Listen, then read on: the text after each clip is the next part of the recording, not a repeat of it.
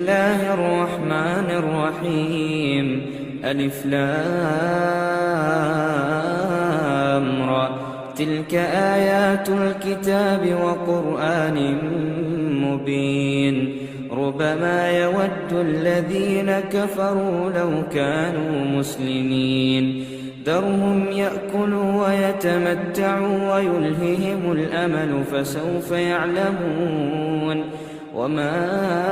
أهلكنا من قرية إلا ولها كتاب معلوم ما تسبق من أمة أجلها وما يستأخرون